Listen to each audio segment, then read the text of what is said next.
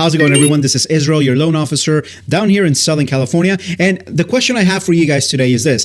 Are we starting to see signs of a buyer's market on the horizon? So on this video, we're going to be covering two important reports that will allow us to get a glimpse into our housing market in the months to come. And this will allow us to see if the so-called seller's market might be cooling down. Now, both of these reports were just released just a few days ago. Pending home sales will be our first report, followed by our second, that being brand new home sales across the US.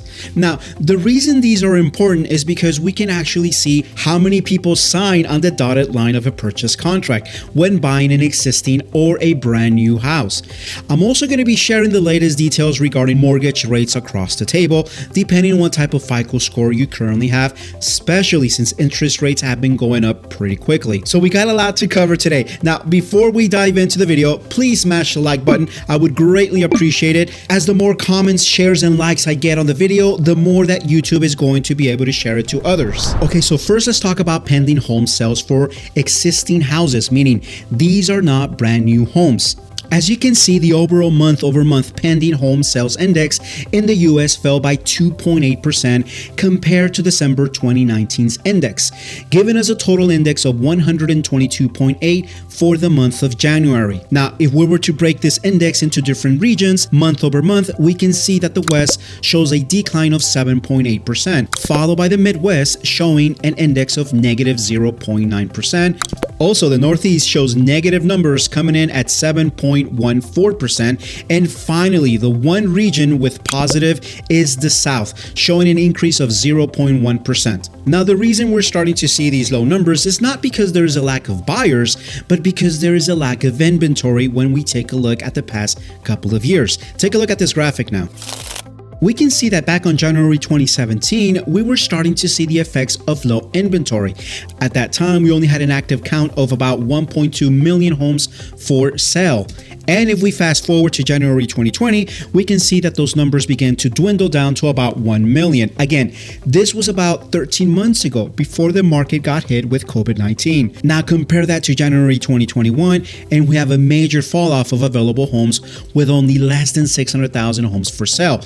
Literally about half the inventory from just last year. In my opinion, if we have more inventory of homes or more housing available for sale, these numbers will be way higher. So what is the government doing? Well, if we take a look at the following two reports showing new building permits as well as how many new housing projects have been started, this will give us an idea if these numbers will be enough to supply us with a large inventory of future homes. So as you can see, the overall numbers show an increase in new home construction permits from April 20 to January 2021. Yet, when we see the overall numbers of housing starts, now housing starts is basically when new construction of new communities has been started with these permits. And as you can see, back in April 2020, it just completely shot up all the way up to January 2021. But take a look at this. January 2020, we actually see higher numbers. And now the question is this, why is that? And the reason for this, I actually made a video detailing why that is. If you want to check it out, I'll place a link right over here. But basically the cost of lumber went up, among other indicators that cause the building of new housing projects to decline. So to recap, we are seeing a decline of home sales followed by a wave of new construction permits. So you could see where this might be heading. There will be more inventory. But let us now change gears and talk about mortgage rates, as this will be the huge catalyst that will drive many potential buyers out of the market, and thus we might actually see less demand for housing. And so if you're a homeowner thinking about putting your house on the market, you could see the dilemma here, as there's going to be less buyers that will be interested in purchasing your home. And so if you have your neighbor across the street that's putting their house on the market, and you're going to have to compete to get some of those buyers, you could see how you might have to drop your price just a bit. Okay, now let's change gears and move over to the interest rates and the effects they will have on future sales. And let's take a look at the 30-year fixed rate mortgage average in the United States. If you take a look at the graph, back on March 19, 2020, we were hovering at a 3.625. Now, we all know the market got hit with COVID-19, and ever since 2020, rates continue to go down. But take a look at this. They went down all the way down to a 2.625, but then look at the trend.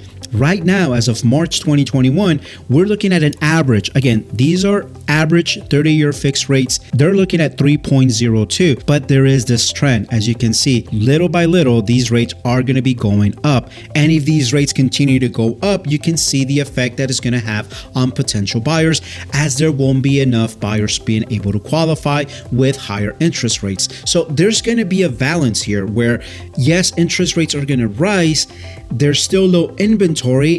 So it's going to be a mixed bag of both, depending on what region of the country you're in. Okay, now with that, let's go take a look at the interest rates as of today. And we'll start with the conventional loan. You can pause the video, take a look at the rates, but basically we're looking at 740. We can offer you a 3.125. If you are in the lower end, 640, you're looking at a 4.625. Now let's go take a look at the competition. These are what other banks are offering you. Again, they need you to have a 740 FICO score. Take a look at them: Chase, Rocket Mortgage, and Bank of America. Let's move on to the FHA program.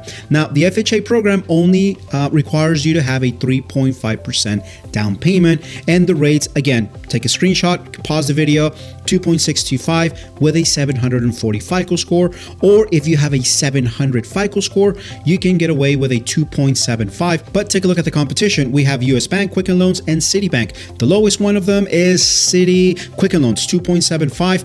We can offer you that same rate with a 700 FICO score. With them, you're looking at a 740 FICO score. So just keep that in mind. Thank you so much for watching. If you enjoyed this video, please hit the like button. I would greatly appreciate it. If you have any questions or comments, you can place them down below, or you can also give me a call at 661-388-7667. And for all those thinking about refinancing or buying, you can also call me at that number. And if you're a homeowner thinking about putting your house on the market, we got a top-notch team of professional realtors all the way from Northern California to Southern California that will answer all your questions. Again, thank you so much for watching. May God bless you. May God bless our great nation. And I'll see you guys on the next video. Take care. Bye-bye.